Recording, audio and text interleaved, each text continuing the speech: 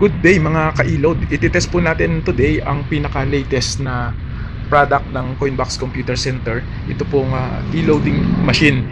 Ito pong standy e-loading machine. So yan po yun, no? Bali, dalawang klase po yan. Isa pong 4-in-1. Bakit 4-in-1? Kasi nga po meron siyang piso Wi-Fi, cash-in services, ayan. And then meron din siyang e-load. Lahat po ng network available po dyan. And then of course meron siyang bills payment. More than 700 dealers po ang partner nitong machine na to, no? Powered by the PAX Tech. So ito po yung 4-in-1. And today ang ititest ko po ay itong 3-in-1. 3-in-1 kasi hindi po kasama dito yung piso Wi-Fi service. Kaya 3-in-1 lang po siya. Fully self-service. So ito po, naka-ready na po ang ating ititest. So ngayon po, ang aming ititest ay GCash. Magka-cash in po kami ng GCash. Ito po yung cellphone ni customer. At nakahanda na rin po yung mga bills at saka coins na i-insert po namin mamaya during our process. At ang maganda po nito, kapag nag-avail po kayo nito, libre na po o free na po itong LED light na ito, no?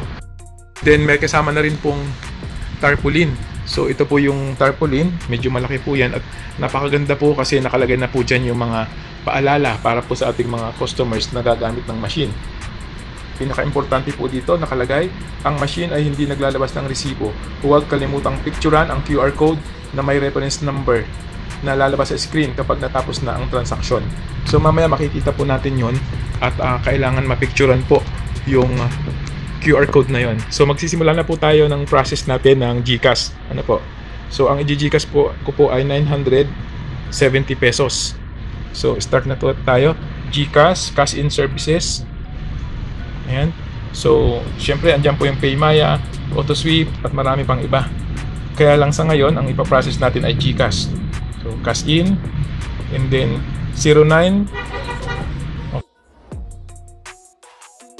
So dyan po natin isi-send ang GCash, ang amount na magkano.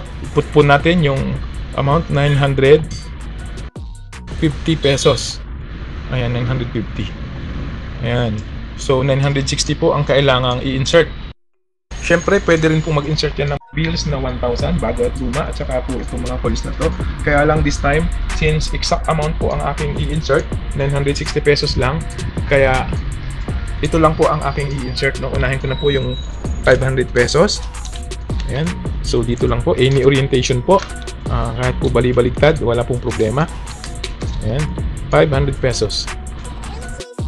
So nag-count na po, nag-credit na po yung 500 pesos. So next is 200 pesos naman po. Ayan. Processing payment, so 700 na po yan. And then 100 pesos. Okay. Okay, 800 na po yan. So 50 pesos naman po. Okay. And then another 50 pesos. Okay, medyo ayaw tanggapin kasi medyo luma na, pero try natin ulit. Ayaw talaga. So ayan, okay, tinanggap na rin po. So 900 pesos na po. So 60 pesos na lang po ang kulang natin. Ayan. Okay. Siyempre, pwede na rin po ang 20 pesos na coins dito sa ating coin slot. So insert natin. Release. Ayan. Pwede rin ang 5 pesos na luma. Ayan. Ayan. Okay. Siyempre, ang 10 pesos na bago, pwede rin po. Ayan. Okay, magkano na po? So 5 pesos na lang. So insert po natin ang 5 pesos na bago din po ito, yung may kanto. And then after natin ma-insert to, magpa-process na po ang ating GCash. Ayan. Okay, kompleto na po. Ayan, so nakita po natin ha, transaction successful. And ito po yung sinasabi ko na sana po ay ating kukuhanan po ng picture. Kasi for our record, kasi nandyan po yung reference number.